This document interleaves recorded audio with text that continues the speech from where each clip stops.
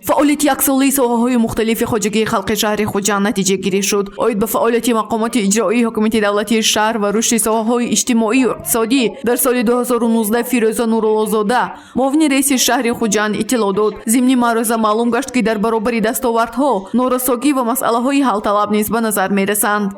در ساحه صنعت صرف نظر از دستاوردها حالا هم نورساگی‌ها مسئله‌های حل طلب نیز جای دارند. در این دوره یکچند کارخانه‌های کلان از جمله جوانی 19 میلیون و 800 هزار سومانی، سکن 8 میلیون و 400 هزار سومانی، دلپسند 1 میلیون و 400 هزار سومانی حجم محصولات استحصالی را در قیاس سال 2018 کم نموده، در نتیجه یکی از سبب‌های کاهش یابی نشاندهنده‌های ساحه استحصالات گردیده است. ضمن ملاقات در مورد فعالیت کارخانه‌های استحصالی و محصولات استحصال شونده اظهار نگرانی کرده شد. تاکید گردید که هرچند فعالیت کارخانه‌ها تامین شده باشد هم حجم استحصالات کم است. شهر رقابت‌پذیر است، یعنی توی پوزیسیون است. این استحصال محصولات توی زندگی تو کارخانه کلان است. جوانی کار میان کم شده.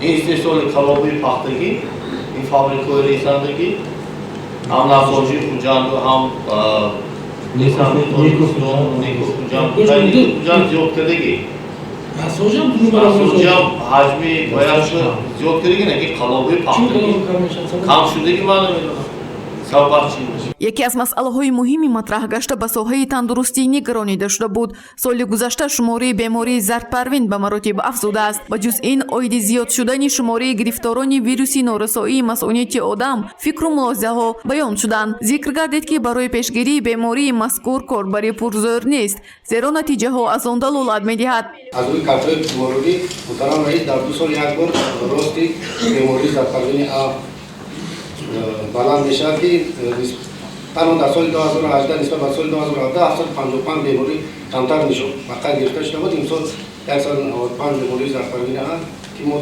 در این مسئله در بین باغچه‌ها، مکتب‌ها و دانشگاه‌ها کارهای فرماندهی کرده با واسطه تلویزیون و شبکه‌های اجتماعی با مردم نشان داده پیشگیری کرده است. نسبت حالت سانیتاری ویروسی شهر خوجند من تا روز است که در شهر خوجند قرار دارم. حالت سانیتاری اپیدمیولوژی شهر خیلی رئیس کدام عموما قانع بخش نیست. راه بین حال پوش بیان خانواده عموما قانع بخش نمی‌تونه رئیس. رئیس شهر خوجند معروف محمدزاده عاید مسئله جداشوی عائله‌های جوان اظهار نگرانی کرد. سبب زیاد شدن جداشوی عائله‌ها را از مسئولان پرسان شد. رئیس شهر به شعبه کاربازان و عائله مقامات اجرایی حکومت دولتی شهر خوجند دستورهای مشخص داد. سال 2018 77 عدد زیاد شده است. این شهر رو خیلی من گفتگی بودم باز در بار دیگه میگم این حالت باید رو پیشگیری کنیم. این مسئله جدی عائله‌های جوان که کار کنید در هر یک محله با شورای کار با زبان تشکیل کردگی. هر تو رئیس شورا داره. یک جای محل کار کنید تو 22 نفر به ما از صبح مبلغ‌های زدنوی رئیس شهر معاش میدیم. و باید کار کنن اینجاش. در جریان مجلس جنبستی فعالان رئیس شهر خوجند معروف محمدزاده برای فعالیت من بعدی ساختارهای مقامات اجرایی حکومت دولتی شهر خوجند وظیفه گذاری کرد. پورتر از رفت جلسه و مسئله‌های مختلف مطرح گشته ساحه‌ها در برنامه پگاهینه خبر اطلاع خواهیم داد.